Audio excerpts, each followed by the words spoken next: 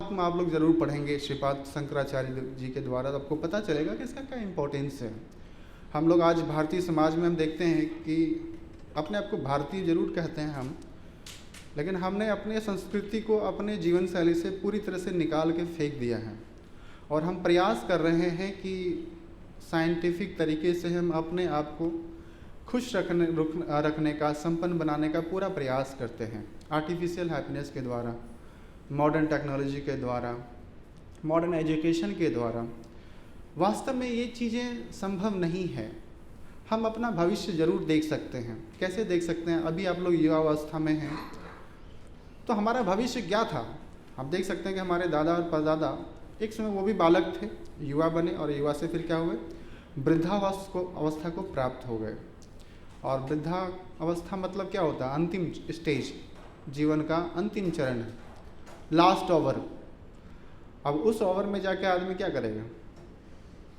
ना बैटिंग कर पाएगा, ना बॉलिंग कर पाएगा, ना फील्डिंग कर पाएगा। वो सिंपली बस वेट करेगा, देखेगा, क्योंकि शरीर क्षीण हो जाती है, कमज़ोर हो जाता है, हड्डियों का जॉइंट्स दर्द करता है बुढ़ापे में। कहीं भी किसी भी अवस्था में चैन नहीं है। घर में बड़े फेस्टिवल हो, शादी ब्याह हो, कुछ हो, दो लोग कभी एंजॉय नहीं कर पाते, जो बीमार है और दूसरा बूढ़ा व्यक्ति है। वो भले वो अच्छे से कपड़े उसको पहना दो, it's just like a decorating the dead body. तो धीरे धीरे क्या करता है? बस अपनी मृत्यु का अंतिम स्टेज को प्राप्त होने के लिए बस अग्रसर है, इसके अलावा और कुछ करता नहीं। तो हमें जो जीवन मिला है, आज हम देखते हैं कि हमारे दादा परदादा, दादा नाना नानी, सब आजू बाजू में जितने भी थे वृद्ध लोग, वो सब कैलेंडर में छप गए, दीवालों में चिपक गए। हमारी तरफ भी बहुत सारे फोटोज़, बहुत सारा चहल पहल, बहुत सारा संघर्ष उनके जीवन में था। आज कहाँ है वो? नहीं है वो हमारे पास। तो हमारा भी अंतिम क्या होगा? अंतिम लक्ष्य वही है, मृत्यु को प्राप्त हो जाएंगे। जातस ही ध्रुवम मृत्यु ध्रुवम जन्मस मृत्यु से च तस्मात् अपरिहराते नात्वम शोचितुम अर्हसि। भागवत गीता का अगर आप पूरा चैप्टर नहीं पढ़ पाते हैं, 18 अध्याय, तो एक विनती है आप लोगों से, सब आप लोग पढ़े लिखे हैं, you must read at least second chapter of Bhagavad Gita. Bhagavad Gita क्या है? वो सार है, भागवत गीता का भी सार है। एक चैप्टर तो हम पढ़ ही सकते हैं। मोस्टली हम सनातन परिवार में देखते हैं, हम लोग तो पूरे भारत में ट्रैवल करते हैं, संकीर्तन के माध्यम से प्रचार करते हैं, जहाँ भी प्लेटफॉर्म मिलता है, बड़े बड़े college, institute, private institute, company, हर जगह, और लोगों को मोटिवेट करते हैं कि please read at least one book, that is Bhagavad Gita. Why? क्योंकि ये जो है आपके आँखों को एक नया विजन देगा। हम इस संसार में बटे हुए हैं और भाग रहे हैं, किस चीज़ के लिए? सिंपली 4 चीज़ के लिए, कि शारीरिक आराम के लिए। और शारीरिक आराम कैसा है? आहार, निद्रा, भय और मैथुन। ये सब शरीर तक सीमित है। और ये शरीर को हम कितना ही प्रयास करें, ना तो हमेशा के लिए युवा रहने वाला है, ना हमेशा के लिए इस संसार में रहने वाला है। हम लोग बंधे हुए हैं, एक्चुअली प्रकृति के नियमों के अधीन है। भारत आज स्वतंत्र राष्ट्र है, इंडिया इज फ्री कंट्री कहते हैं ना, लेकिन काहे का फ्री? हमारी जीवन में जो भी घटनाएं घटती है वो सब हमारी इच्छा के विरुद्ध होता है। हम जो नहीं चाहते वही तो होता है। होता है कि नहीं होता है? कोई नहीं चाहता बीमारी। ऐसा कोई यहाँ बैठा हुआ है जो बचपन से अभी तक बीमारी नहीं पड़ा, डॉक्टर का इंजेक्शन लगा नहीं उसके शरीर में? ऐसा है क्या? बीमार पड़े कि नहीं पड़े? तो ये प्रकृति का नियम है कि जिसने भी संसार में जन्म लिया उसका मृत्यु निश्चित है। जिसका मृत्यु हो गया उसका जन्म निश्चित है। हमारा वैदिक लिटरेचर पूरी तरह से स्पष्ट कर देता है, हर एक क्षण को, हर एक चीज़ों को बहुत अच्छे तरीके से बारीक में बता देता है। वैदिक ज्ञान जब वेद व्यास जी ने देखा कि कलयुग आने वाला है, कलयुग के पहले कौन सा युग था? द्वापर युग में, द्वापर युग तक जो नॉलेज 2 फॉर्म में आता था, श्रुति और स्मृति। श्रुति जिसको भगवान ने बताया है, और वो गुरु परंपरा के द्वारा एक व्यक्ति से दूसरे व्यक्ति में स्थापित होता था। उस समय के लोगों में मेमोरी पावर इतनी विशाल होती थी, इतना प्रखंड विद्वान होते थे कि by hearing once they can remember. सिर्फ एक बार सुन लेने मात्र से क्या होता था, उनको याद आ जाता था। आज हमारी स्थिति ऐसी है कि हम मोबाइल नंबर अपना छोड़ के किसी और का रख ही नहीं सकते याद। मुश्किल से हो सकता है किसी का मम्मी पापा का याद होगा, या फिर आप जिससे ज़रूरत रोज पड़ता है उसका ज़रूर आप याद रखे होंगे। लड़कों को उसका याद रहेगा ज़रूर, जो सुबह फ़ोन करके मैसेज करता है, बाबू सोना खाना खाया कि नहीं। नंबर याद होगा कि नहीं होगा, राइट? वेल, तो जिसके साथ हमारा बहुत ज़्यादा संबंध रहता है तो हम उससे अपना मतलब साधने के लिए उसमें थोड़ा प्रयास करते हैं, बट इट्स नॉट पॉसिबल। हम नहीं कर सकते याद। हमारा एक पोएम भी याद नहीं रहता, छोटी छोटी बातें भी हमें याद नहीं रहती है। आप मार्केट जाओ, कितना भी विद्वान अपने आप को समझो, लिस्ट बना के जाओ, किचन का सामान इतना इतना इतना मुझे लेके जाना है, 10 सामान आप ऐसे मौखिक याद करके नहीं ला सकते हैं, आप भूल जाएंगे मार्केट में। See, and we are so proud, puffed up, बहुत प्राउड है, हमें घमंड है कि हम सिविलाइज्ड हैं, सो डिग्रेडेड। शास्त्र कहते हैं कि जो कलयुग है वो अंतिम फसल है। क्या है? खेतीबाड़ी बैकग्राउंड से कौन कौन बिलोंग करते हैं यहाँ पे? जिसको खेत का, खलिहान का थोड़ा सा कुछ ज्ञान है तो जानते होंगे कि जब पहला फसल आता है, महाराष्ट्र में अंगूर की बहुत खेती होती है, होती कि नहीं? तो पहला जो फसल आता है वो बहुत ही हेल्दी और बहुत ही स्वस्थ, देखने में भी सुंदर लगता है, सुदृढ़ होता है। उसके बाद दूसरा फसल उसी पेड़ पौधे में आता है, फिर तीसरा भी आता है, उससे कम थोड़ा अच्छा रहता है, और जो अंतिम रहता है उसकी हाइट छोटी छोटी हो जाती है, उसका क्वालिटी भी, उसका टेस्ट भी, उसका शकल भी सब रिड्यूस हो जाता है, कम हो जाता है। किसान भी उसको वैल्यू नहीं देता है, ले जाओ इसको पूरा, जितना हमने करना था कर दिया। तो ये जो कलयुग है चतुर्युग का अंतिम युग है, और इस अंतिम युग में जिस जीवात्मा को मनुष्य शरीर मिला है, दे आर वेरी फॉर्चुनेट। वैदिक शास्त्रों में कहा जाता है कि भारत जैसा कोई देश नहीं, सनातन जैसी कोई संस्कृति नहीं, कोई ज्ञान नहीं। वेद व्यास जी ने आउट ऑफ कंपैशन हमारे और आपके उद्धार के लिए, हमारी और आपकी स्थिति को देखते हुए उन्होंने सारे श्रुति को लिखित में कर दिया, स्मृति को लिखित में कर दिया। 4 वेद, 18 पुराण, 108 उपनिषद, अनगिनत संहिताएं, बहुत सारी टीकाएं उन्होंने लिखी। हम जब कोई भी पुस्तक को पढ़ते हैं तो हमारा क्या होता है, हम अपने बारे में जानते हैं, अपने जीवन के बारे में जानते हैं, अपनी स्थिति के बारे में जानते हैं। समाज में जितने भी लिटरेचर्स, जितने भी उपन्यास, ये सब भरे पड़े हैं, उनका एक ही मकसद है बस, only the topic is sex. एक स्त्री पुरुष का आकर्षण ही बताता है और कुछ नहीं बताता इसके अलावा। कोई भी आप शेक्सपियर को उठा लीजिए, किसी भी को देख लीजिए आप, मूवीज़ के माध्यम से, बॉलीवुड के माध्यम से, जितने सारे गाने, जितने सारे फिल्म्स बनते हैं, सबका एक ही मतलब है कि how to make boys and girls lusty, दोनों को कामुक कैसे बनाया जाए ताकि वो अपनी मर्यादाओं को तोड़ के, लांग करके अपने पारिवारिक, अपने सामाजिक और अपना जीवन का बेड़ा गर्क कर ले, और इसमें वो कामयाब भी हो गए। आज ऐसा कोई परिवार नहीं है जहाँ पे मर्यादाएं खत्म नहीं हुई। मनुष्य समाज में मर्यादाएं होनी चाहिए, नियम होना चाहिए, संयम होना चाहिए जीवन में, तभी वो मनुष्य के प्लेटफॉर्म पे रहता है। 4 चीज़ें बहुत ही सिमिलर है, हमें बेसिक समझना पड़ेगा। जानवरों में, पशु पक्षियों में, कीट पतंगों में, पेड़ पौधे में और मनुष्य में। आहार, निद्रा, भय, मैथुन, ये 4 चीज़ें कॉमन है। हम भी खाते हैं अपने बॉडी को कंफर्ट रखने के लिए, स्ट्रॉन्ग रखने के लिए, यू नो। पशु पक्षी भी खाता है, चिड़िया भी दाना चुगती है, उसको भी भय लगता है, दूसरे से खतरा रहता है, इसलिए अपने आप को एक एकांत में, एक अच्छे जगह में अपना घोंसला या अपना घर बनाता है, राइट। मनुष्य को भी एक मनुष्य से खतरा है, दूसरे जानवरों से खतरा है, इसलिए हम लोग तो इतने CCTV कैमरे, मोटे मोटे दीवारें, ताले, सिक्योरिटी कैमरेज लगाते हैं। क्यों? क्योंकि भय है, ये संसार भयानक है, राइट। तो मनुष्य भी और पशु भी सेम एक्टिविटी कर रहा है, तो बस हम लोग खाली 2 पैर पे खड़े होकर कर रहे हैं। वो लोग 4 पैर पे हैं, हम लोग 2 पैर पे हैं। इसलिए मनुष्य का स्तर पे आने के बाद, मनुष्य शरीर मिलने के बाद जीवात्मा को अपना उत्थान का प्रयास स्वयं करना चाहिए। वो प्रयास कैसे करना चाहिए? वैदिक आदेश है कि जिसने भी मनुष्य शरीर को, जीवन को धारण कर लिया, उसको सिंपली आपने इंद्र तृप्ति के लिए प्रयास नहीं करना चाहिए।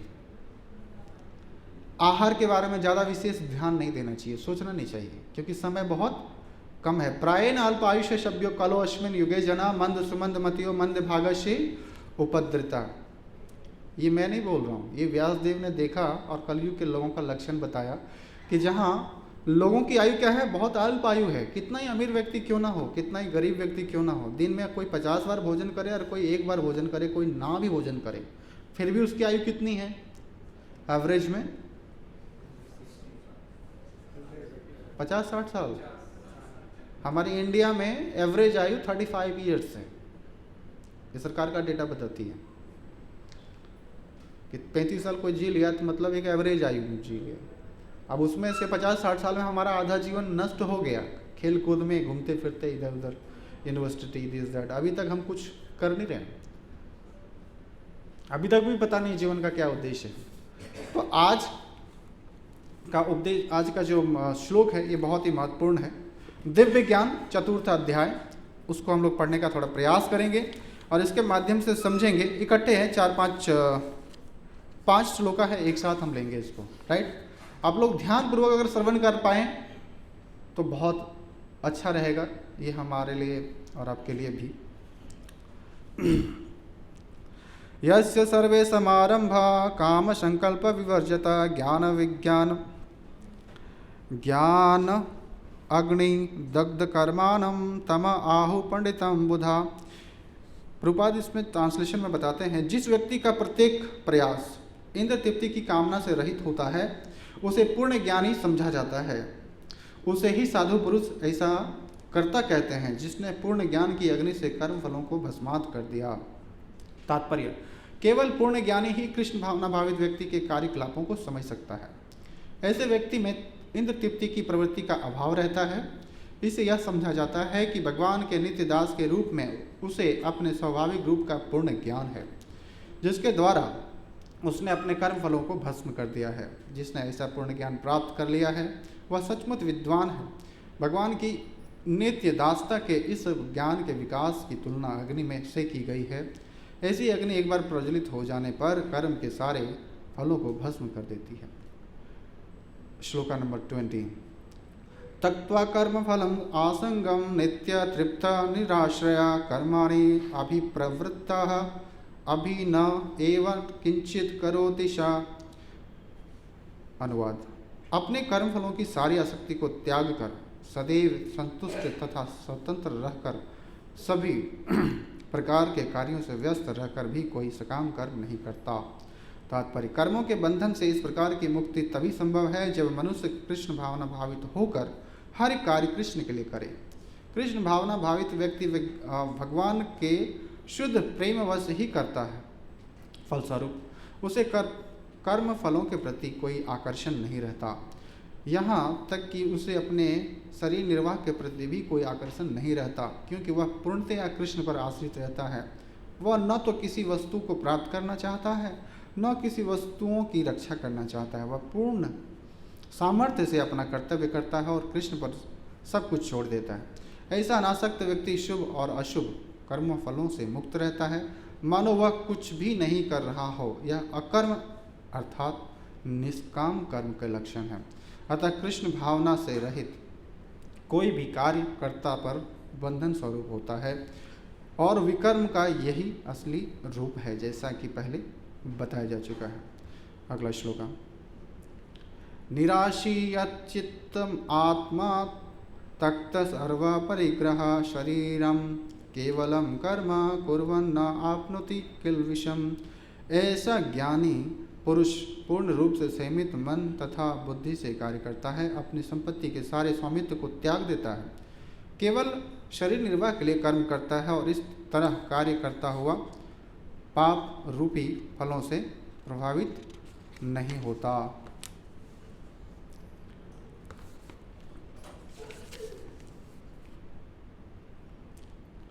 तात्पर्य, कृष्ण भावना व्यक्ति कर्म करते समय कभी भी शुभ तथा अशुभ फल की आशा नहीं करता।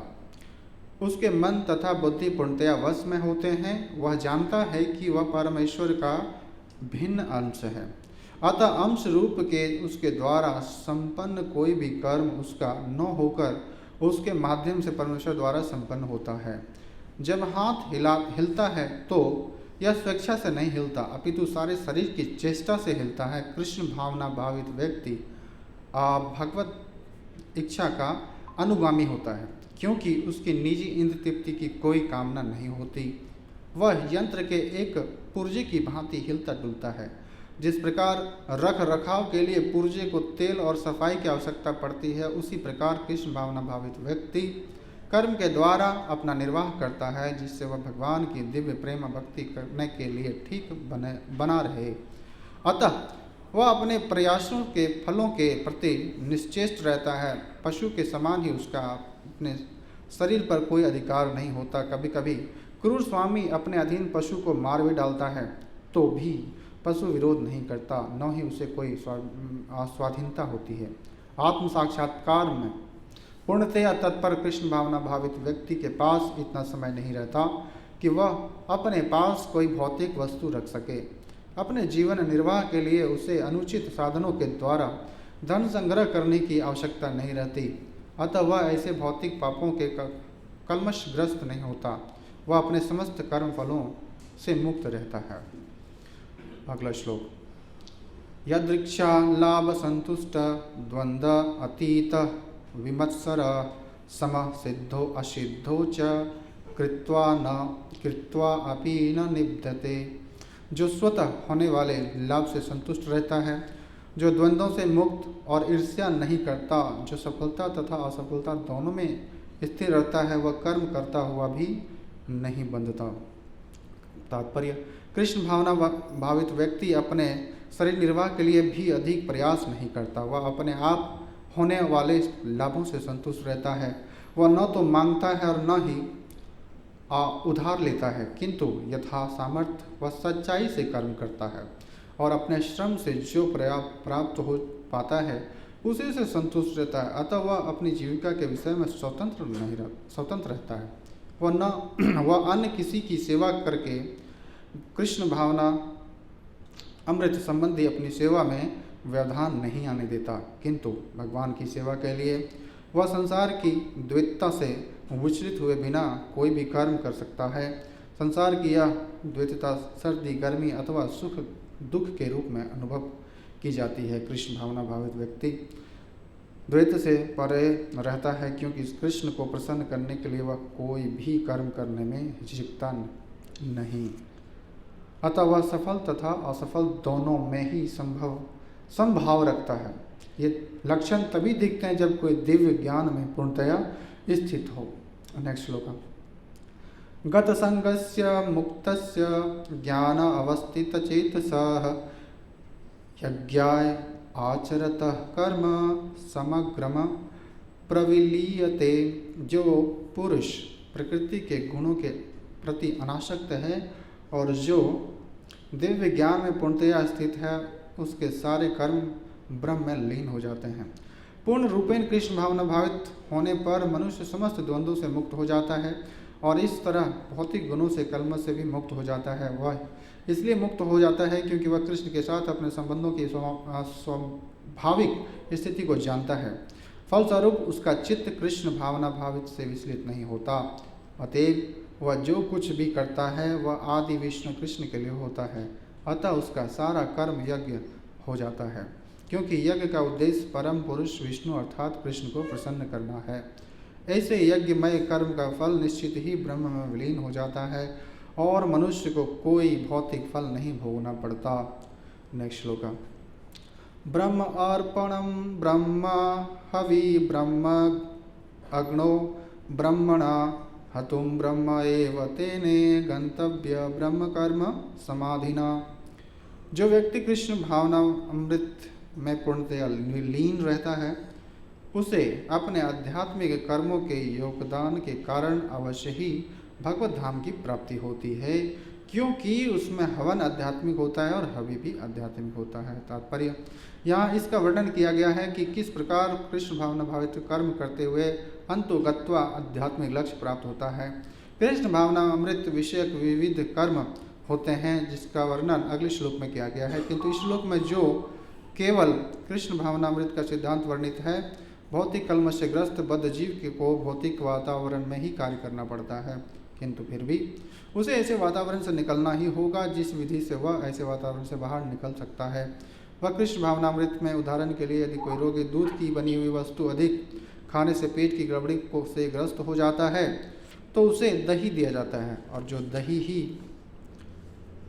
दही जो है वो दूध से ही बनी अन्य वस्तु है। भौतिकता के ग्रस्त बद्ध जीव का उपचार कृष्ण भावना अमृत के द्वारा ही किया जा सकता है। जो यहाँ गीता में दिया हुआ है यह विधि यज्ञ और या विष्णु या कृष्ण को प्रसन्न करने के लिए किए गए कार्य कहलाती है। भौतिक जगत के जितने ही अधिक कार्य कृष्ण भावना अमृत में या केवल विष्णु के लिए किए जाते हैं, पूर्णतः या तल्लीनता से वातावरण उतना ही अधिक आध्यात्मिक बनता रहता है। ब्रह्म शब्द का अर्थ है आध्यात्मिक। भगवान आध्यात्मिक हैं और उनके दिव्य शरीर की किरणें ब्रह्म ज्योति कहलाती है। यही उनका आध्यात्मिक तेज है। प्रत्येक वस्तु इसी ब्रह्म ज्योति में स्थित रहती है, किंतु जब यह ज्योति माया या इंद्र तृप्ति द्वारा आच्छादित हो जाती है तो यह भौतिक ज्योति कहलाती है। यह भौतिक आवरण कृष्ण भावनामृत द्वारा तुरंत हटाया जा सकता है। अतएव कृष्ण भावनामृत के लिए अर्पित हवि ग्रहणकर्ता हवन होता है और फल ये सब मिलकर ब्रह्म या परम सत्य हैं। माया द्वारा आच्छादित परम सत्य पदार्थ कहलाता है। जब यही पदार्थ परम सत्य के निमित्त प्रयुक्त होता है तो इसमें फिर से आध्यात्मिक गुण आ जाते हैं। कृष्ण भावनामृत मोह जनित चेतना को ब्रह्म या परमेश्वर उन्मुख करने की विधि है।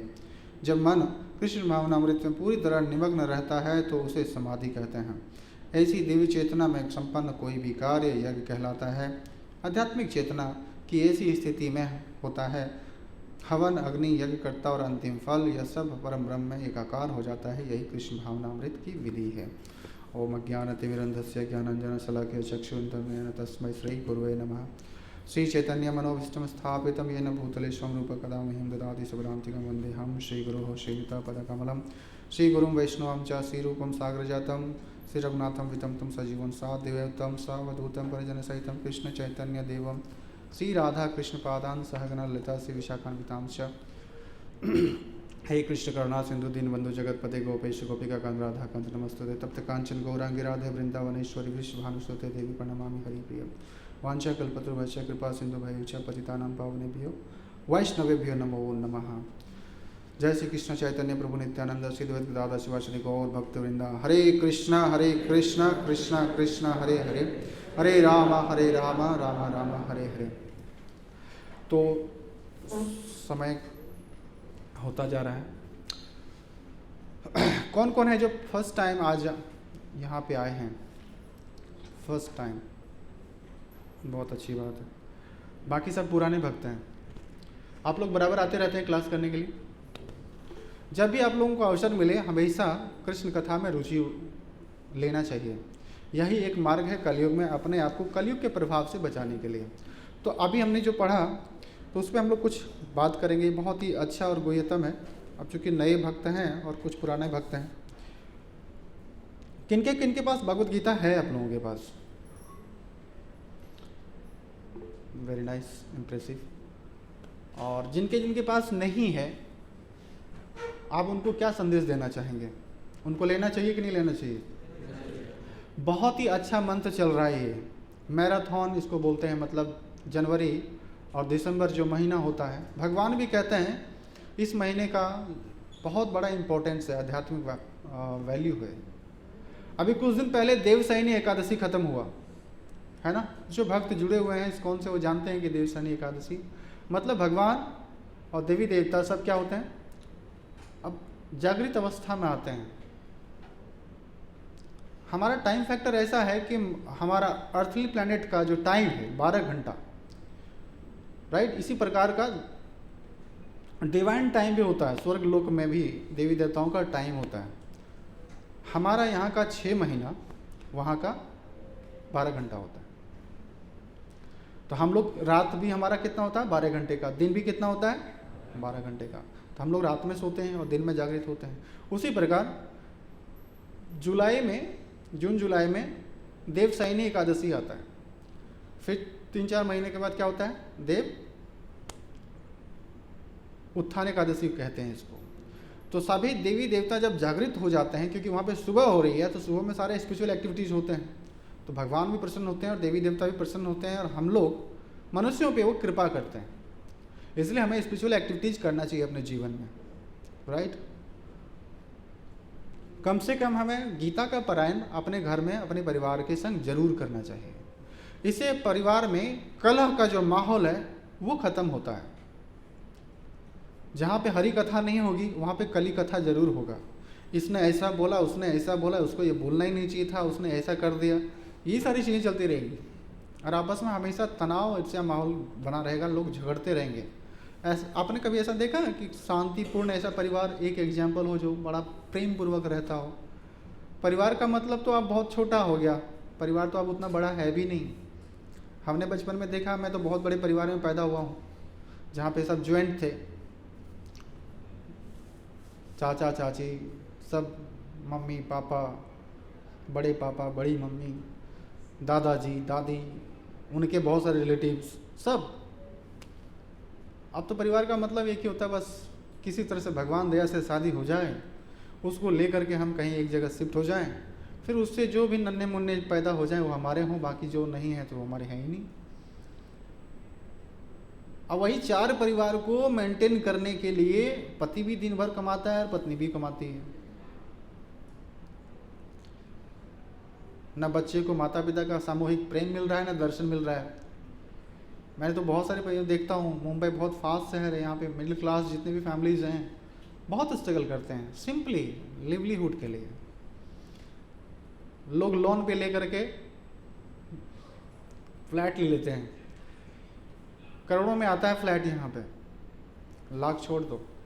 अब बैंक वाले तो मुंह फाड़ के बैठे हुए हैं, ले लो, जीवन भर रगड़ते रहोगे अपने आप को। अब उस लोन को चुकाने के लिए बेचारा ओवर टाइम करता है और उस फ्लैट में सोता कितना है, 2-3 घंटे, फिर सुबह उठ करके फिर उसको भागना है ऑफिस, जाके जहाँ जॉब करता है करना है, उसको धक्के खाना है, उसको ट्रैफिक में फंसना है, गर्म हवा लेनी है, फिर भी खुश नहीं है। क्यों नहीं है? क्योंकि हम अपने जीवन शैली में इंद्र तृप्ति को, शारीरिक हैप्पीनेस, शारीरिक खुशी को ज़्यादा महत्व दिया है। ये चीज़ें अवेलेबल है किसमें? जानवरों में। तो कुछ पॉइंट्स हम लोग जल्दी से चर्चा करेंगे।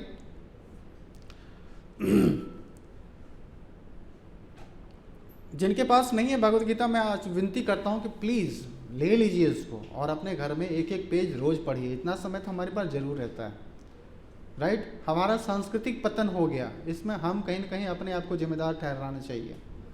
आज हम देखते हैं बड़े प्राउड के साथ मुस्लिम लोग प्रैक्टिस करते हैं, कुरान को पढ़ते हैं, केंद्रित रहता है उसका जीवन, भले वो अनपढ़ व्यक्ति ही क्यों ना हो, वो कुरान से केंद्रित रहता है। सिख कम्युनिटी को आप देखेंगे तो वो हमेशा गुरबानी को बहुत इंपॉर्टेंस देते हैं। क्रिश्चियन कम्युनिटी को देखेंगे तो वो क्या करते हैं, बाइबल से जुड़े रहते हैं। गलत नहीं है, दे मस्ट बिलीव, जहाँ पे जिनकी आस्था है उनको करना चाहिए। बट व्हाट अबाउट सनातनीज, जो सनातन परिवार हैं, उनका क्या कर्तव्य रहता है? खाली सीरियल्स और मूवीज़ और यही सब चीज़ को हम देते रहें तो ये ज्ञान किसके लिए है? अपने आत्म उत्थान के लिए ही तो है। आज जो हमारी संस्कृति पतन की ओर हो जा रही है, कहीं ना कहीं हमें भय लगता है। इतना तनातनी का माहौल है समाज में, हमेशा लगता है कि एक समाज दूसरे समाज के लिए लड़ने के लिए तैयार है, एक कम्युनिटी दूसरे कम्युनिटी को मारने के लिए तैयार है। इतना ईर्ष्या और द्वेष का माहौल तैयार कर लिया हमने। जब भी माहौल आता है पॉलिटिक्स का, जब भी चुनाव का समय आता है, कहीं ना कहीं दंगे होते हैं, फसाद होते हैं, बहुत सारा लड़ाइयाँ झगड़े होते हैं, बहुत सारे परिवारों पे हमले भी होते हैं, हिंदू के नाम पे, मुसलमान के नाम पे, क्रिश्चियन के नाम पे, ये वो दिस दैट। होता है कि नहीं होता है? ऐसा क्यों होता है? इसका जिम्मेदार कहीं कहीं आप हैं, कहीं कहीं मैं भी हूँ। हमने अपने संस्कृति पे गर्व करना छोड़ दिया। हमारी आस्था अगर कमज़ोर हो गई तो जाहिर सी बात है बहुत सारी आस्थाएं जन्म लेंगी। आस्था करना तो जीव का स्वभाव है, विश्वास करना तो जीव का स्वभाव है।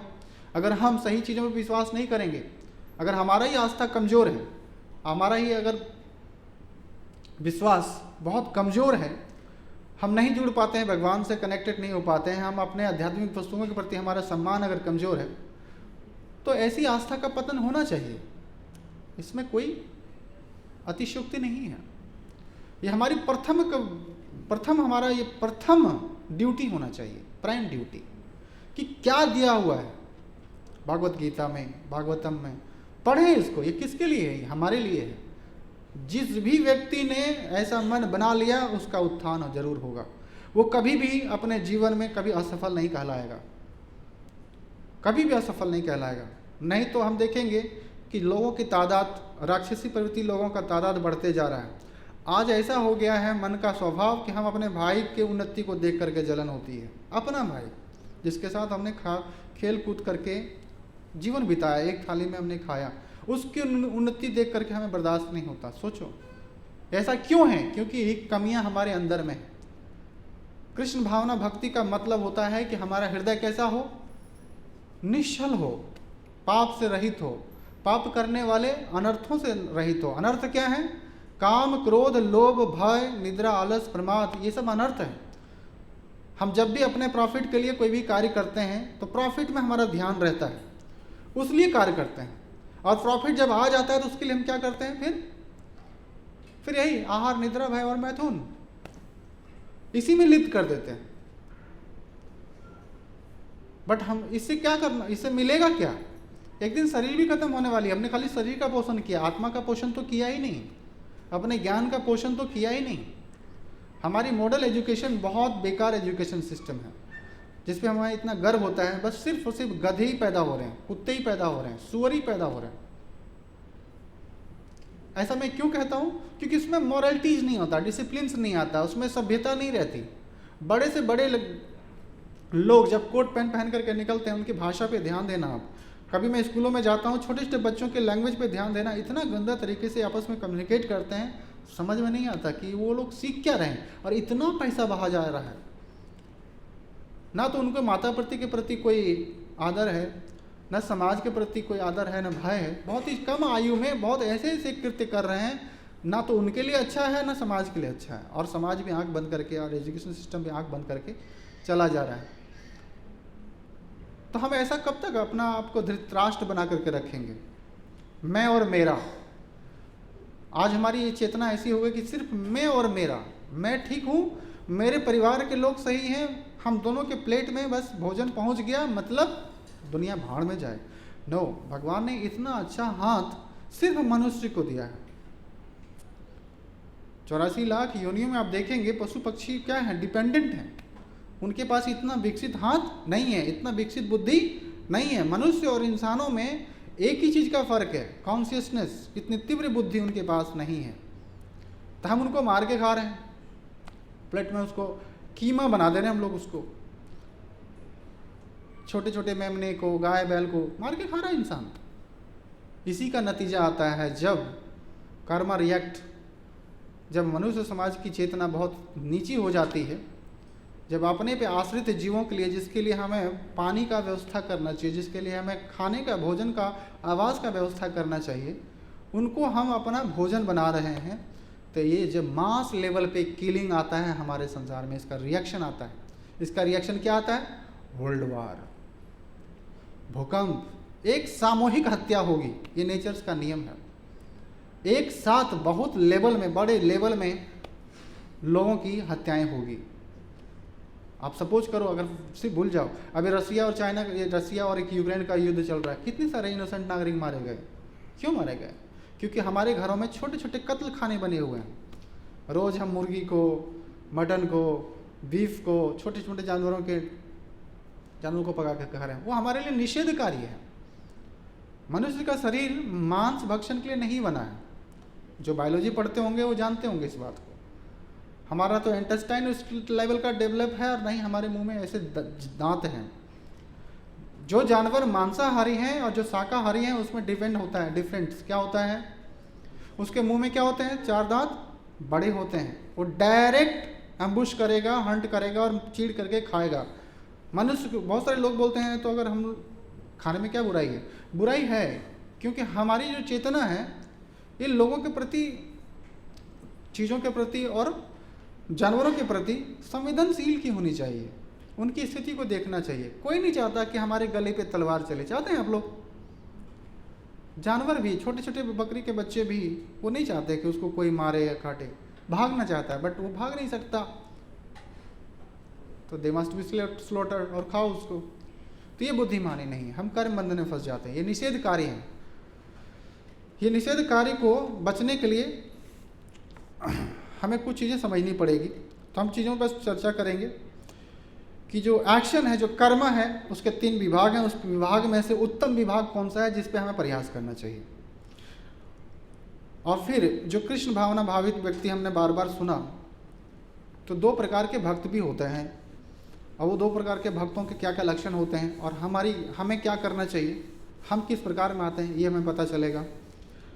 फिर कुछ हाइलाइट समझेंगे कि भगवान, जीव और एक्टिविटीज़, स्वतंत्रता क्या है, वास्तविक स्वतंत्रता है क्या। आज हम स्वतंत्र नहीं हैं। कोई भी कार्य हो, अच्छा कार्य या बुरा कार्य, ये दोनों हमें बांध लेती है। और हमारी वास्तविक स्थिति क्या है। मन अगर प्यूरिफाइड नहीं है तो ये हमें कैसे अपने आप को हमेशा उलझा के रखता है। अपने जीवन को सरल कैसे और उपयोगी कैसे बनाया जाए, इस पर थोड़ी चर्चा करेंगे।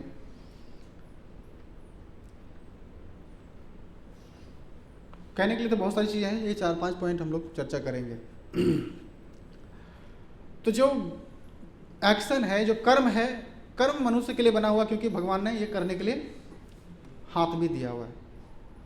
ज्ञान मनुष्य के लिए बना हुआ है, क्योंकि भगवान ने इतनी अच्छी बुद्धि दी हुए है। हरे कृष्णा कृष्णा कृष्णा हरे हरे, हरे राम राम राम हरे हरे। उत्तिष्ठ भारत, जागृत अवस्था में रहिए। तो कैसा काम होना चाहिए, जो काम से अपनी शारीरिक, मानसिक और आत्मा का विकास हो, ऐसा काम उचित मार्ग, उचित कार्य कहलाता है। सिर्फ शरीर तक सीमित है, शरीर का ही अच्छा डेवलपमेंट हो रहा है, तो वो शरीर चेतना अच्छी नहीं होती है। वो जानवर भी शारीरिक स्तर में जीवन जीता है, आहार, निद्रा, भय और मैथुन, बस इसके आगे वो सोच ही नहीं सकता। बट मनुष्य सोच सकता है। मनुष्य जीवन का लक्ष्य होता है धर्म, अर्थ, काम और मोक्ष। अब ये मोक्ष है क्या, मोक्ष है क्या, सुनते तो हैं। धर्म क्या है, अर्थ क्या है, काम क्या है। जब जीवात्मा इस संसार में आता है तो उसके पास भौतिक डिजायर होते हैं। भौतिक डिजायर मतलब एंजॉय करने की भावना। और एंजॉयमेंट क्या है, अच्छा भोजन मिले, इससे हमें आनंद मिलता है। अच्छा दृश्य देखने को चाहिए, राइट। अगर पुरुष हैं तो स्त्री चाहिए, स्त्री है तो पुरुष चाहिए। और शारीरिक स्तर पे जो हमें सुख मिलता है, इसको भौतिक इच्छाएं कहते हैं। यही मोटिवेशन है संसार में आदमी को कार्य करने के लिए। तो हम सिर्फ शरीर को बचाने के लिए जब प्रयास करते हैं, तो शास्त्र कहते हैं कि आपने बहुत अच्छा बड़ा तीर नहीं मारा आपने, क्योंकि ये बाय डेस्टिनेशन सब चीज़ें फिक्स है, आपके जीवन में आएगा। कोई चाहता है हमारे जीवन में दुख आए, चाहता है क्या? नहीं। लेकिन जब दुख आता है तो उसका अगला पहलू क्या है, सुख, वो ऑटोमेटिक आएगा। ये एक सिक्के के 2 पहलू हैं। तो हमारे जो जीवन में जो लिखा हुआ है, जो वो आएगा ही आएगा। हमें केवल क्या करना है, भगवान के दिखाए हुए मार्ग पर चलना है। ऐसा कोई निषेध कार्य नहीं करना है। निषेध मतलब होता है जिसको, जैसे होता है ना कि डूज और डोंट्स, कि ये करो, ये करो, ये करो, ये करो, ये करो, ये मत करो, ये मत करो, ये मत करो, ये मत करो, तो उसको बोलते हैं विकर्म, जिसको नहीं करना है। समाज में भी रहने के लिए कुछ कुछ तौर तरीके होते हैं, कुछ नियम कानून होता है, राइट। अगर सामाजिक नियमों का उल्लंघन करते हैं तो हमें कहाँ भेज दिया जाता है, जेल में। हम जानबूझ के किसी का गला पकड़ के दबा नहीं सकते, किसी को मारपीट नहीं कर सकते, किसी का गला नहीं फाड़ सकते। अगर ऐसा हम करेंगे, किसी का आंचल नहीं खींच सकते हम। अगर ऐसा करेंगे तो पुलिस आएगी। पुलिस से हमारा कोई निजी दुश्मनी नहीं है, बहुत जोर पीटती है वो। उसके बाद फिर कहाँ लेके जाएगा, जेल में, धाराएं लगेंगी, और उसके बाद हमें धाराओं के साथ जेल में रहना पड़ेगा, बरोबर। आध्यात्मिक जगत और भौतिक जगत, ये संसार को बनाने वाले ने, भगवान ने एक कानून बनाया, प्रकृति के हवाले हमें कर दिया गया है। प्रकृति का नियम इतना फास्ट, इतना क्रूर है, वो नहीं देखती कि किसने क्या किया। जो भी करेगा उसको भोगना पड़ेगा। एक छोटा बच्चा देख रहा है कि इधर आग जली हुई है भट्टी, वो भाग रहा है, छोटे छोटे बच्चा, उसको मालूम नहीं है, अभी घुटने पे रेंग रहा है। लेकिन जब वो आग के संपर्क में जाएगा तो आग अपनी ताप को कम करेगा क्या? नहीं करेगा, उसको उतनी ही क्रूरता के साथ जलाएगा जितना बड़े व्यक्ति को जलाएगा। ये प्रकृति का नियम है। तो प्रकृति के नियमों को अगर हम उल्लंघन करेंगे तो हमें कौन पनिश करेगा? प्रकृति करेगी। हमें कोई करे न करे, हमें हो सकता है हमारे देश का कानून किसी ने नहीं देखा, एविडेंस की कमी रही तो हम बच के निकल जाएं। No, we will be punished by nature's law. अनुमंता उपदिष्टा च भर्ता भोक्ता महेश्वरम। भगवान सबके हृदय में बैठे हुए हैं। आप जितना ही मुंह छुपा करके जितना भी जघन अपराध करो, आपको लगे कि मैंने सारे एविडेंस मिटा दिए, हमको किसी ने देखा नहीं गलत करते हुए, लेकिन किसने देखा? आपने स्वयं देखा, और आपके हृदय में जो परमात्मा है उन्होंने देखा। तो हमारी हर एक्टिविटी रिकॉर्ड होती है। हम माता पिता के साथ चीट करें, समाज के साथ चीट करें, राइट? ये नहीं होना चाहिए। तो जो नहीं होना चाहिए उस पर हमको नहीं करना चाहिए। यही तो तपस्या है। मनुष्य जीवन थोड़ा तपस्या के लिए बना हुआ है, राइट? तो कार्य हमें कैसा करना चाहिए? बस भगवत परायण रह करके कार्य करना चाहिए। भगवान ने बोला है कि आप सुबह ब्रह्म मुहूर्त में उठो, और कलयुग के लोगों के लिए रेकमेंड किया गया है कि अपनी आध्यात्मिक और अपनी शारीरिक और अपनी मानसिक चेतना का विकास कैसे संभव होगा? कृत्य अध्यात्म विष्णु त्रेतायाम यस्तु मुखे द्वापरे परिचार्यायाम कलोतद हरि कीर्तना। हर युगों में एक पद्धति होती है, हर कलयुग के लिए क्या है? हरि कथा। इसको उनके माध्यम से हम देखते हैं कि वर्ल्ड वाइड कहीं ना कहीं हमेशा लोग जुड़े रहते हैं भगवान की हरि कथा में। भागवत गीता, भागवतम, ये सब क्या है? बताते हैं संसार के बारे में, अपने बारे में, एक्टिविटीज़ के बारे में, प्रकृति के बारे में, काल के बारे में। तो हमें इसको पढ़ना चाहिए। प्रहलाद महाराज ने इसी को बताया है। श्रवणम कीर्तनम विष्णु स्मरणम पाद सेवनम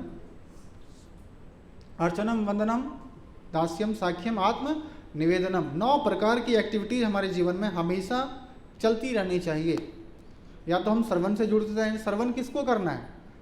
या तो हम कृष्ण के बारे में श्रवण करेंगे, नहीं तो उनकी माया के बारे में करेंगे। लोग हमेशा, मैं देखता हूँ छोटे छोटे बालक, छोटे छोटे बालिकाएं जो आती है टेम्पल्स में या पढ़ने वाले हों, सबके पास हेडफोन लगा रहता है। वो क्या सुनते रहता है? गाने सुनते रहता है, और गाना कहीं ना कहीं उसको, उसके माइंड को पॉल्यूटेट करते रहता है।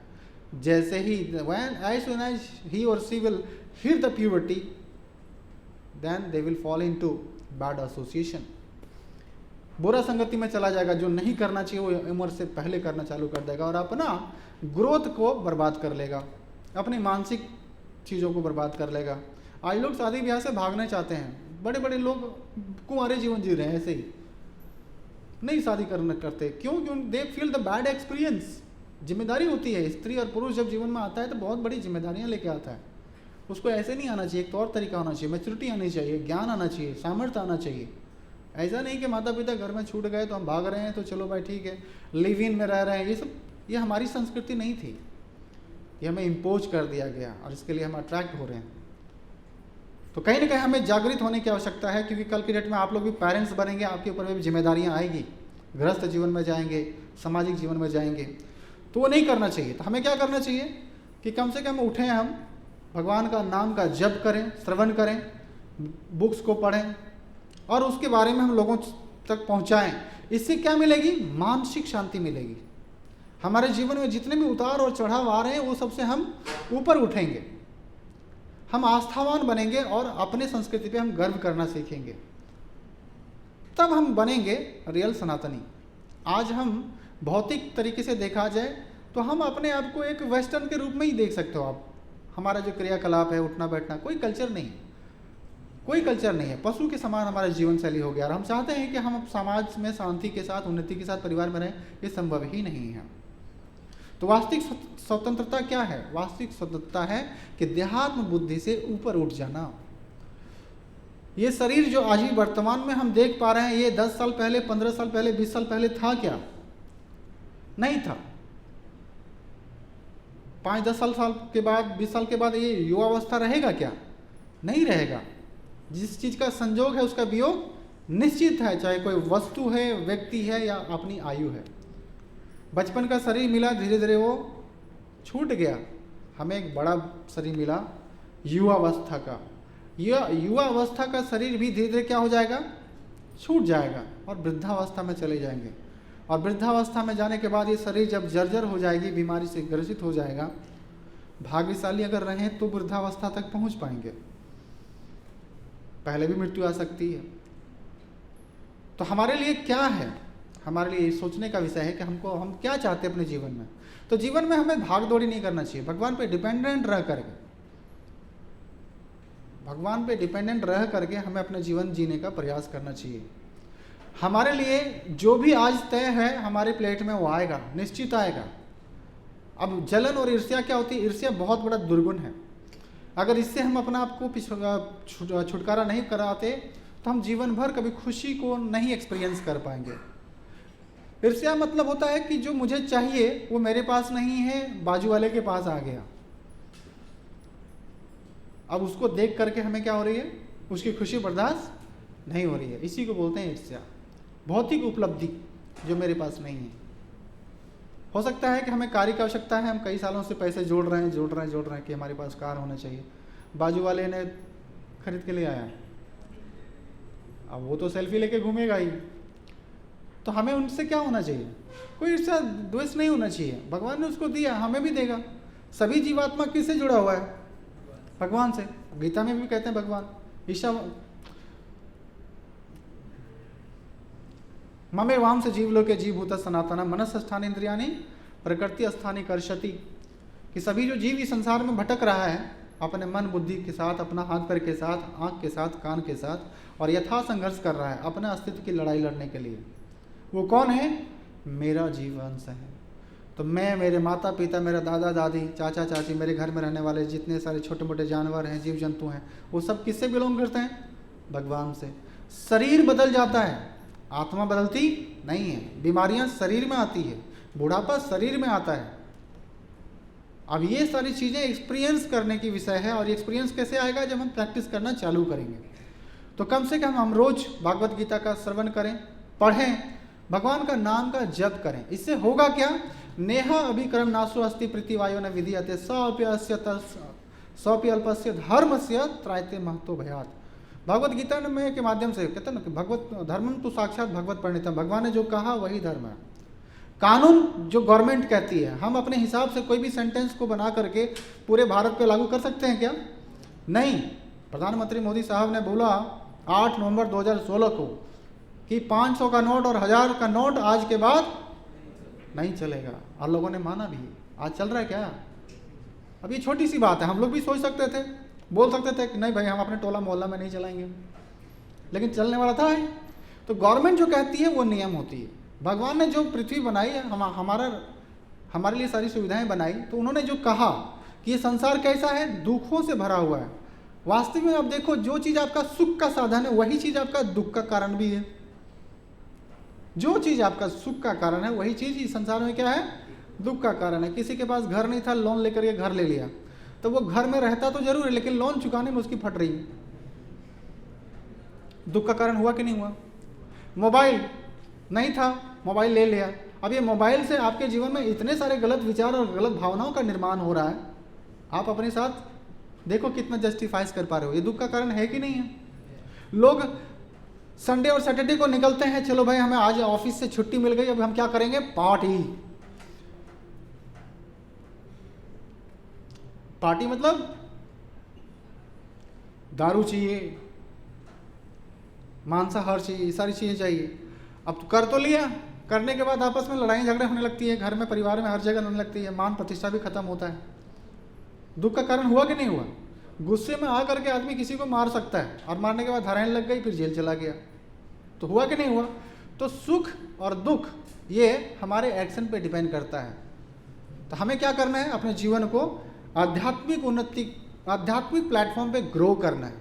और ये बड़ा सरल है, क्योंकि कलयुग में सब क्या है, कलोतद हरि कीर्तनाथ। कलयुग में सिर्फ और सिर्फ हरि कथा करना चाहिए, श्रवण करना चाहिए। घर में रहते हैं, नहीं आप पाते हैं, फिर भी आप पढ़ते रहिए, सुनते रहिए। कीर्तन लगा दीजिए। हरे कृष्ण महामंत्र का भी आप लोगों ने कीर्तन किया बहुत अच्छे तरीके से, कैसा लगा आप लोगों को? कोई बॉलीवुड गाने का इतना देर कोई कीर्तन कर सकता है क्या? नहीं। आप अपना देखो, अपना नाम आदमी को प्यारा होता है, अपना नाम ले लो और माला पे जप करो। क्या नाम है आपका? ओम। आपका क्या नाम है? संकेत। संकेत। अब संकेत संकेत संकेत संकेत कर पाओगे आप? नहीं हो पाएगा, भले हमें कितना ही प्यारा क्यों ना नाम। पिताजी से हम बहुत प्रेम करते हैं, पिताजी का जो भी नाम है, अगर वो भगवान से रिलेटेड नहीं है, जैसे आपका नाम भगवान से रिलेटेड है, यू कैन डू, क्योंकि वो स्पिरिचुअल वाइब्रेशन है। स्पिरिचुअल ध्वनि में और भौतिक ध्वनि में अंतर होता है। ये जो हरे कृष्ण महामंत्र है, ये डायरेक्ट कहाँ से आया है? जहाँ से हम आए, स्पिरिचुअल वर्ल्ड से। इसलिए इसको जितनी बार भी रटा जाए, जितनी बार भी जप किया जाए, हमेशा नयापन, नवीन ऊर्जा हमारे अंदर में प्रभावित करती है। और भगवान का नाम से हमारा आत्मबल बढ़ता है। आत्मबल इसको बोलते हैं ना कि आत्मविश्वास। आज जो कॉन्फिडेंस की कमी है हमारे समाज में, लोगों के जीवन में, हमारे जीवन में, हम जो चाहते हैं, जो श्रवण करना चाहते हैं, जो परिवर्तन लाना चाहते हैं, हम उसका हिस्सा नहीं बन पाते। क्यों नहीं बन पाते? क्योंकि आत्मबल की कमी है। हमारे भारत में आज भी दहेज प्रथा एक बहुत बड़ी अभिशाप है। लोग शादियां जरूर करते हैं, शादियां मतलब क्या होता है? दो परिवार, दो आत्माओं का मिलन होना चाहिए, और ये स्वेच्छा से होना चाहिए, जो वैदिक पद्धति कहती है। उसमें कोई फोर्स नहीं होना चाहिए, उसमें कोई बिजनेस व्यापार नहीं होना चाहिए। आज एक पिता से पूछो, जिसके घर में जवान बेटियां हैं, उनके शादी करने के लिए उनको कितनी बड़ी कीमत चुकानी पड़ती है। उसके बाद भी, क्योंकि बुनियाद रिश्तों का गलत आधार पर खड़ा हुआ, तो आजीवन वो दुख का कारण बना रहता है। जब भी ससुराल से सुनने को मिलता है तो बुरा ही मिलता है, क्योंकि छोटी मानसिकता, जो पैसे को लेकर के अपने बेटे को बेच करके शादी कराया है, तो वो तो अच्छा बर्ताव करेगा, इसका क्या गारंटी है? करेगा क्या? नहीं। राइट? आप लोग भी कल के डेट में एक युवा बनेंगे, इतना सामर्थ्य आप में जरूर होना चाहिए, शादी करने के बाद दहेज लेके शादी मत करो, अपने दम पे शादी करो। अरे एक पत्नी जब आती है हमारे जीवन में, तो कितना खाती हो आप? 2 वक्त 2 प्लेट का खाना खाओगे, उनके लिए भी 2 प्लेट का खाना लगेगा।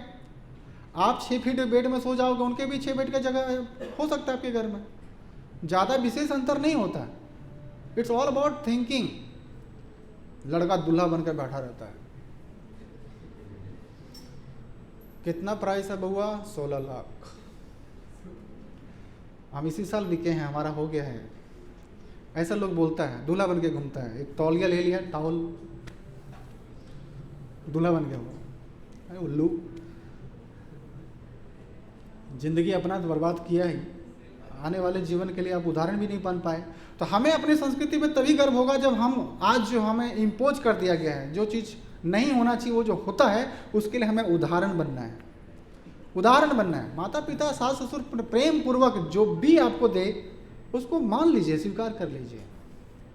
अरे पत्नी आपकी है, आपके वंश को आगे बढ़ाएगी वो। आप जैसा रखना चाहो, दे विल एक्ट, वैसा रहेगी वो। तो इतना बड़ा चीज़ आपको मिल रहा है कोई, अब उसके लिए हम पैसा डिमांड करें, ये शोभा नहीं देता। राइट? ये शोभा नहीं देता। तो कैसा शादी होना चाहिए? म्यूचुअल अंडरस्टैंडिंग के साथ होना चाहिए। तो जब सबसे पहले आप आध्यात्मिक उन्नति जब करेंगे, तो आपकी चेतना जब शुद्ध हो जाएगी, आप देख पाएंगे क्या अच्छा और क्या बुरा है। नहीं तो आजीवन हमेशा बुराई में फंसे रहोगे। आज जो हमारी मॉडर्न सिविलाइजेशन है वो क्या है? हॉग सिविलाइजेशन है। कोई चीज़ का भेद नहीं, ना खाने का भेद, ना पहनने ओढ़ने का भेद, ना मर्यादा। एक सुअर को आपने देखा है? हमेशा वो गंदगी में पड़ा रहता है। जहाँ स्टूल मिलेगा दिन भर उसकी चेतना में रहती है, स्टूल स्टूल स्टूल स्टूल, जहाँ भी मिला खा लिया। पत्नी, बच्चे, बेटी, कोई डिस्क्रिमिनेशन नहीं, जिसके साथ भी हुआ सेक्स कर लिया। आज हमारे समाज में ऐसे ही ये विडम्बना घट रही है। चाचा, भतीजा, भतीजी, भाई बहन, कजन्स, किसी का भी रिश्ता मर्यादा में नहीं रह रहा है। कोई भी कम्युनिटी रहे, चाहे वो सनातनी परिवार का हो, क्रिश्चियन का हो, सिख का हो, मुस्लिम्स का हो, acting on the same platform, hogs platform. काय का मॉडर्न? जानवरों में डिस्क्रिमिनेशन नहीं है, क्योंकि वो जानवर है, उनके पास बुद्धि नहीं है, उनमें सभ्यता संस्कृति का विकास संभव ही नहीं है। बट मनुष्य में तो संभव है। राइट है कि नहीं? तो हमें अपने जीवन में ठहराव लाना चाहिए, और ठहराव आती है सिंप्लिसिटी से। सिंप्लिसिटी कब आएगी? जब विद्या आती है जीवन में। विद्या क्या है? आध्यात्मिक विद्या। ये सिलेबस और कॉलेज में जो फंसते हैं वो जड़ विद्या है, वो विद्या नहीं है, राइट? विद्या ददाति विनयम, विनयात याति पात्रताम, पात्रत्वाम धनम आपनोति। जब विद्या हमारे जीवन में आती है तो विनम्रता हमारे जीवन में आती है, और विनम्रता योग्यता है। विनम्रता से हमारे जीवन में क्या आती है? योग्यता, और उस योग्यता से फिर हम धन कमाते हैं। सबसे पहले विद्या का महत्व है, राइट? तो हमें विद्या की ओर ध्यान देना चाहिए, रोज करना चाहिए। इससे हमारा मन, हमारा बुद्धि, ये सब क्या होगा? प्यूरिफाई होगा। जो इस संसार में हम अति भोग की इच्छा लेकर के भाग रहे हैं, मैं बड़ा बनूंगा, 25 साल तक हम संघर्ष करेंगे, फिर संघर्ष करेंगे, फिर घर बनाएंगे, फिर गाड़ी बनाएंगे, बंगलो बनाएंगे, सब बनाएंगे, फिर शादी करेंगे, फिर बच्चे पैदा करेंगे, फिर वो बच्चे को आगे बढ़ाएंगे, फिर उसको बड़ा करेंगे, फिर उसको पढ़ा लिखा करके इंसान बनाएंगे। हम मरना कभी नहीं चाहेंगे। अरे मरने के लिए टाइम आ गया, कब तक आप फंसे रहोगे संसार में? सिंपल जीवन होना चाहिए। बच्चों के प्रति माता पिता का बस इतना ही कर्तव्य होना चाहिए कि बेटा तुमको मैंने बस बड़ा कर दिया, आप में संस्कार दे दिया, संस्कृति दे दी, आपको भगवत गीता का ज्ञान दे दिया, आप स्वतंत्र हो अपना जीवन को निर्वाह करने के लिए। जैसा जीवन जीना चाहो यू कैन लीड। और मैं दावे के साथ कह सकता हूँ कि जिस बच्चों में, चाहे वो बेटी रहे चाहे बेटा रहे, अगर भगवत गीता का ज्ञान का संचार हो गया, वो जीवन में कभी भी किसी भी व्यक्ति पर बोझ नहीं बनेगा। वो उसमें इतनी सामर्थ्य आ जाएगी कि वो अपने जीवन का निर्णय सही तरीके से, सही मूल्यों पे कर पाएगा। वो कभी भी सिद्धांत के साथ समझौता नहीं करेगा। हमारा आदर्श होना चाहिए। हमारे सनातन परिवार में हम देखते हैं, सनातन समाज में देखते हैं, बड़े से बड़े महान योद्धा हो गए जिन्होंने अपने आप को कटा दिया लेकिन अपने सिद्धांतों से समझौता नहीं किया।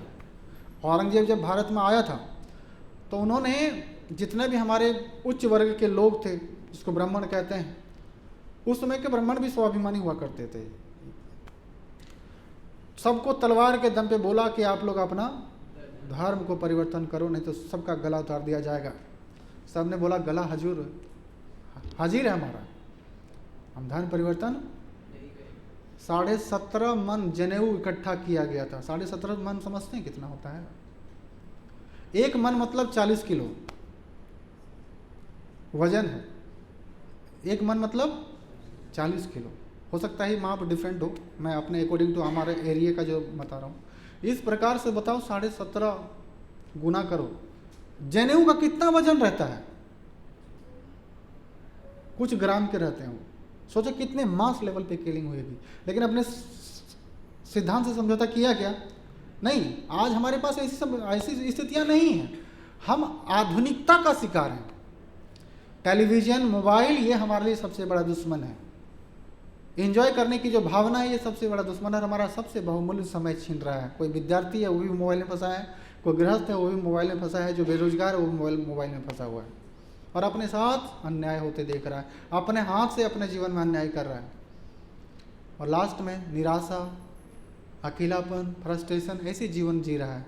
क्यों ऐसा जीवन जीना चाहिए? फेंक देना चाहिए सब चीज़ों को। इसलिए वैदिक आदेश कहता है कि संसार में जितना भी आप एंजॉय के मेंटलिटी से प्रवेश करते जाएंगे उतना ही फंसते जाएंगे। आप देहात्म बुद्धि से ऊपर उठो। आप शरीर नहीं हो, आप क्या हो?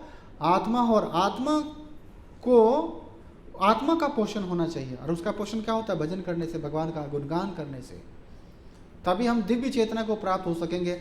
उसके बाद भी हम जब संसार में निकलेंगे तो हम सभी को समदृष्टि से देख पाएंगे। और समदृष्टि कौन है? पढ़ा लिखा कौन है? चाणक्य पंडित भी इसी बात को कहता है और भगवत गीता भी भगवान इसी बात को कहते हैं। इसी को बोल करके मैं समाप्त करूंगा क्लास को।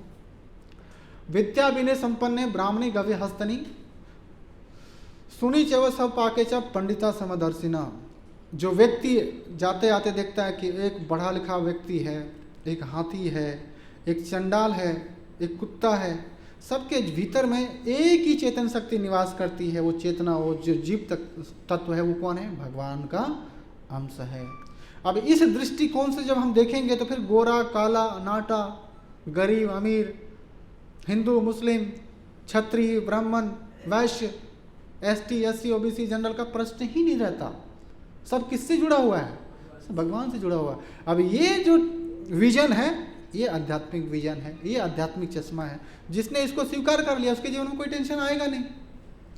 सब हम लोग काल के ग्रस्त में हैं, एक न एक दिन सबको जाना है, सब हम लोग कहीं न कहीं से आए हैं। तो अपना कर्म प्यूरीफाई होना चाहिए, मन प्यूरीफाई होना चाहिए, इंटेलिजेंस प्यूरीफाई होना चाहिए, और हमारी एक्टिविटी प्यूरीफाई होना चाहिए, भगवान की सेवा के लिए होना चाहिए। हम जब भगवान से जुड़ते हैं तो हमारे अंदर में स्वतः दिव्य गुणों का विकास होता है। सबसे पहले कलयुग में रोज नहाना तपस्या है लोगों के लिए।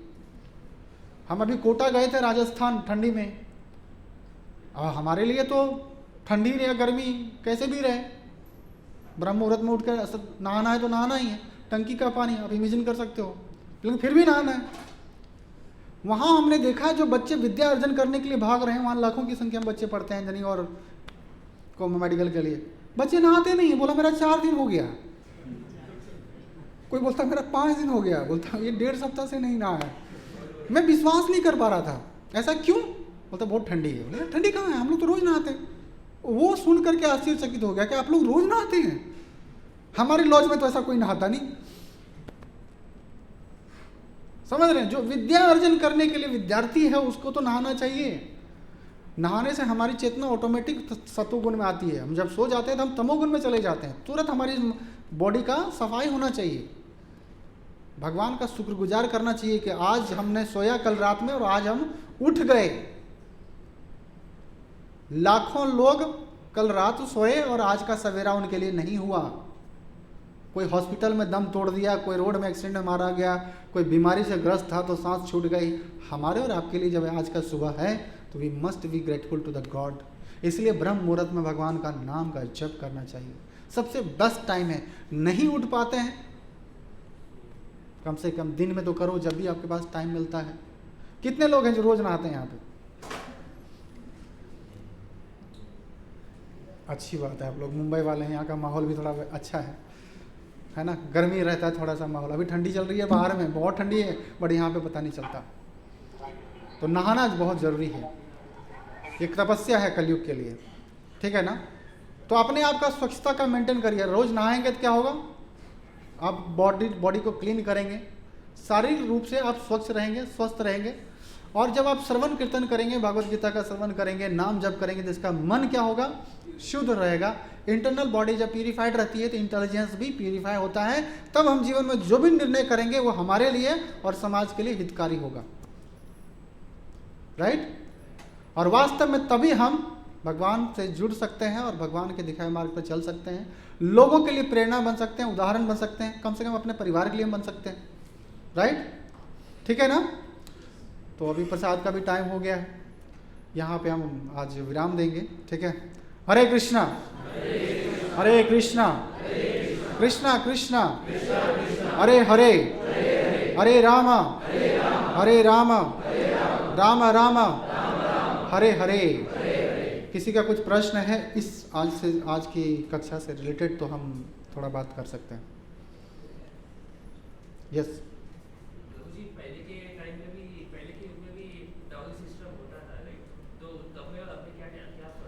उस समय में लोग बहुत संपन्न हुआ करते थे और वो खुशी से हुआ करता था। मतलब अपने आप को प्राउड फील करते थे कि मेरी बेटी जा रही है, हम इतना लाड पाट से प्यार से पाल पोस के बड़ा किए हैं, इसको कोई प्रॉब्लम नहीं आना चाहिए। इसको ऐसा लगना नहीं चाहिए कि मेरे माता पिता ने हमको ऐसे ही छोड़ दिया, राइट। तो वहाँ से एक दी जाती थी, राइट। आज ऐसी स्थिति नहीं है, हर परिवार गरीब है, लोग खेती बाड़ी से दूर हट गए, राइट। खाली पैसे ही कोई धन समझते हैं लोग, नहीं, खेती बाड़ी बहुत बड़ा एसेट्स है। सालों साल जीवन भर हमारे पूर्वज लोग हमेशा उसी खेत के निर्वाह करते गए और आज भी निर्वाह करते जा रहे हैं। तो आज बाय फोर्स नहीं होना चाहिए, बाय फोर्स नहीं होना चाहिए, राइट। जो बाय फोर्स हो रहा है ये डॉरी सिस्टम गलत है। स्वेच्छा से एक व्यक्ति जब देगा तो कितना देगा, वो आंसू बहा के नहीं देगा ना, वो खुश होकर देगा। आज आंसू बहाने के लिए मजबूर नहीं करना चाहिए लोगों के लिए, हमने देखा है बहुत सारे परिवारों को, बहुत सारे ऐसे परिवारों के बच्चियां आज भी कुंवारी इसलिए है क्योंकि उसके पिताजी के पास धन नहीं है। और समाज में ऐसा है, अगर किसी तरह से शादी भी फिक्स हुआ तो नाना प्रकार का ऐप्स निकाल कर बताता है, अरे आप इनके घर में शादी करने आए हैं, देखिए इसका बेटी में तो यही खोट है, इसका बाप में तो ये सब खोट है, इसकी मम्मी में तो ये सब खोट है। अब इतना सारा खोट पढ़ करके लोग चले जाते हैं। इस कलयुग में ऐसा कोई परिवार नहीं, ऐसा कोई समाज नहीं और ऐसा कोई लोग नहीं है जिसके अंदर में खोट नहीं है। ये कलयुग दुर्गुणों का खान है। जितना भी आप दुर्गुण निकालना चाहें कम है, निकालते जाएगा निकलते जाएगा। साग सब्जी तरकारी देखो, दोष निकालो आप, अरे ये तो खाद से है, ये तो सड़ा हुआ है, ये तो गला हुआ है, इसमें तो ऐसी है, दिस है, कीड़ा लगा हुआ है, निकलते रहेगा वो। व्यक्ति में निकालो, कोई भी चीज़ों में निकालो, निकलते जाएगा, कम नहीं होगा। एक ही महान गुण है, वो क्या है? हरे नाम हरे नाम एवं केवलम कलौ नास्ते नास्तेव गतिर अन्यथा। कलयुग के प्रभाव को कम करना है तो जीवन में 4 चीज़ नहीं करना है और 4 चीज़ करना है। नो मांसाहार, मांस भक्षण नहीं होना चाहिए। नहीं मांस भक्षण करेंगे तो क्या होगा? हमारे हृदय में दया जीवंत रहेगी। आज लोगों के पास दया नहीं है। क्यों? छोटी छोटी गलतियों पे लोग बहुत बड़ा सजा देते हैं, बहुत जोर से पीटते हैं लोगों को। क्रूर हो गया हृदय, हार्ड हो गया। जब हम मांस भक्षण करते हैं तो हमारे हृदय से दया मर जाती है, हृदय हमारा कठोर हो जाता है। तो मांसाहार नहीं करना चाहिए। मनुष्य के लिए दया बहुत बड़ी चीज़, बहुत दिव्य वरदान है मनुष्य समाज के लिए। हम ही दया दिखा सकते हैं, जानवर दया थोड़ी दिखा सकता। नशापान नहीं करना चाहिए, इससे हमारे अंदर का तपस्या खत्म होता है, हमारा शरीर का चेतना गंदा हो जाता है। नशा नहीं होना चाहिए, ये कलयुग का प्रभाव है। तीसरा, एन कैन प्रकार खाली money money money money money, पैसा नहीं कमाना चाहिए। अगर गलत ढंग से पैसा कमाएंगे तो गलत ढंग से जाएगा भी। वो कैसे निकलेगा? शास्त्र बताते हैं, in the form of disease, in the form of quarrel, police case होगा, लफड़े होंगे, डॉक्टर का चक्कर लगेगा। बड़े से बड़े घरों को लोगों को देखो आप, खाली शर्ट पैंट पहना हुआ है, अंदर में उसका इतना बड़ा डाइटिशियन, डॉक्टर ने बोल दिया इतना दवा खाओ, खाना मत खाओ, दवा खाना आपको, चेकअप कराते जाओ, डायलिसिस हो रहा है, हार्ट प्रॉब्लम है, डायबिटीज है, दिस है, दैट है, बहुत तरह का बीमारी। क्यों? गलत ढंग से अर्जन किया ना पैसा, और उसका चैरिटी में नहीं लगा रहे हैं। समाज के धर्म के कल्याण कार्य के लिए अगर जो धन होना चाहिए वो भगवान की सेवा के लिए होना चाहिए। आज हम देखते हैं इस्कॉन के मंदिरों के माध्यम से लोगों के लिए हम लोग मेडिसिन, कपड़े लत्ते, गरीब बच्चों के लिए किताबें, पुस्तकें और फूड निःशुल्क वितरण करते हैं। तो जो ऐसे मानसिकता के लोग हैं जो चाहते हैं कि हम भी समाज में भूखे प्यासे लोगों के लिए कुछ हम कर पाएँ, अगर वो नहीं कर पाते हैं तो दे कम टू टेम्पल, वो आते हैं, वो डोनेट करते हैं फूड फॉर लाइफ प्रोग्राम के लिए, विद्यादान के लिए। करते हैं कि नहीं करते हैं? तो हम लोग सामूहिक तौर पे कर पाते हैं। यही है चैरिटी, हम अपने हिस्से से कुछ हम लोगों की सेवा में लगाएं। राइट? और कोई प्रश्न? आपने कहा था कि जो लोग डिपेंड रहते हैं भगवान पे, लेकिन कुछ लोग का ऐसा कहना है कि जो लोग आलसी रहते हैं वो लोग ही डिपेंड रहते हैं भगवान पे, बाकी मेहनती लोग कुछ काम करते हैं अपना और जिंदगी व्यतीत करते हैं।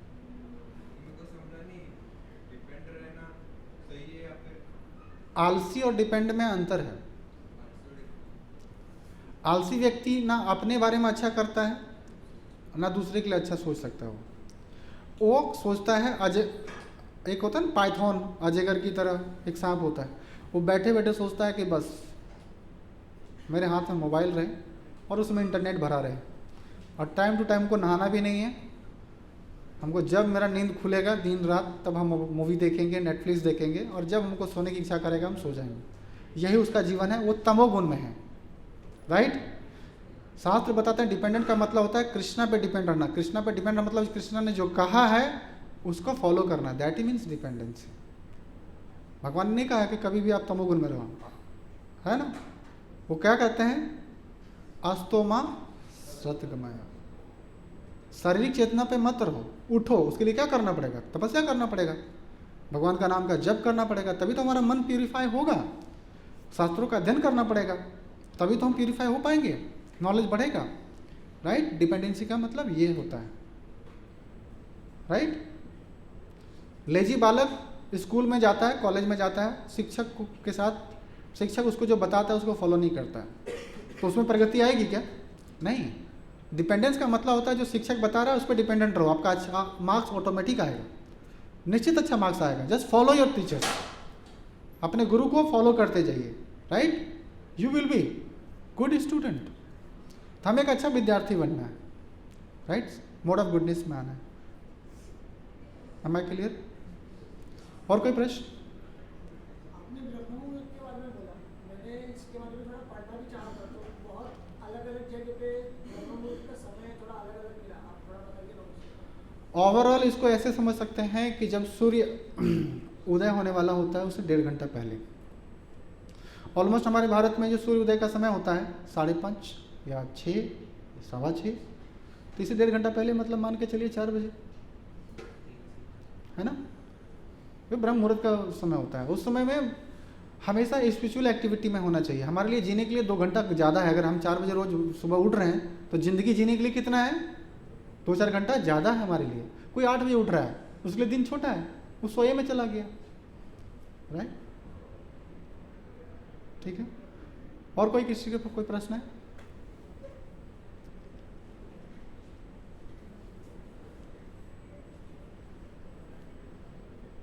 यस।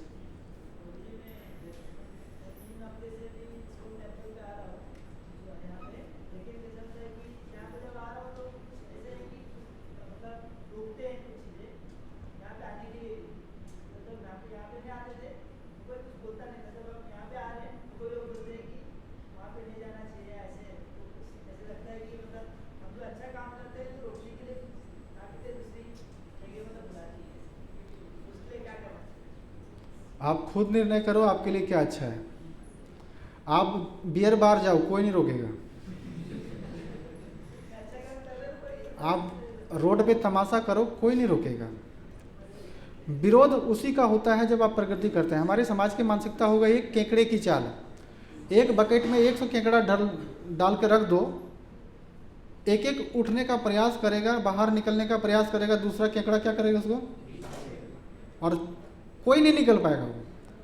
तो आज हमारी प्रगति इसलिए हो गई है कि हम केकड़े की चाल में हैं। नहीं, यहाँ पे आने में आपको जब देखते हैं कि यहाँ पे हमेशा क्या होता है, सतुगुण में लोग रहते हैं, सतुगुण में माहौल है, स्वच्छता है, स्वच्छता मीन सतुगुण, चारों तरफ स्पिरिचुअल वाइब्रेशंस हैं, डेफिनेटली यू विल फील एक एनर्जी को महसूस आप करते होंगे। यही रोड के उस पार चले जाओ, आपको पता चलेगा वाइब्रेशंस कि बाहर में कितना तनाव का माहौल है, यहाँ कितना लाइटफुल हम लोग महसूस कर रहे हैं, है ना। क्राउड अंदर भी है और क्राउड बाहर भी है, लेकिन दोनों में अंतर है। बाहर में ज़्यादा भय है, क्यों? क्योंकि वो तमोगुनी क्राउड है, वो कभी भी अनकंट्रोल हो सकती है। गाने तुरंत दोनों तरफ बज रहे हैं, बाहर भी बजते हैं और अंदर भी बजते हैं। अंदर में क्या है, सतुगुनी वाइब्रेशंस है। तो यहाँ गाने में होता है भगवान का स्तुति होता है, हरे कृष्ण महामंत्र का कीर्तन होता है। तमोगुनी म्यूजिक कैसा है, उसमें कोई वर्ड्स नहीं होते, खाली म्यूजिक डिगचिक डिगचिक चल रहा है। शादी में आप देखते हो ना आज के डेट में सब तमोगुण में हो रहा है। आज के गाने भी सब तमोगुण में बज रहे हैं, समझ में नहीं आता क्या बोल है, क्या चल रहा है, क्या गा रहा है, खाली म्यूजिक, हल्ला, शोर शराबा, सब तमोगुण। तो हमें तमोगुण में नहीं रहना चाहिए, हमें रजोगुण में भी नहीं रहना चाहिए, हमें सतोगुण में रहना चाहिए। तब हम एक्सपीरियंस कर पाएंगे थोड़ा मोड़ा खुशियों को, हैप्पीनेस को, राइट, ठीक है। आते रहिए टेम्पल, सीखते रहिए।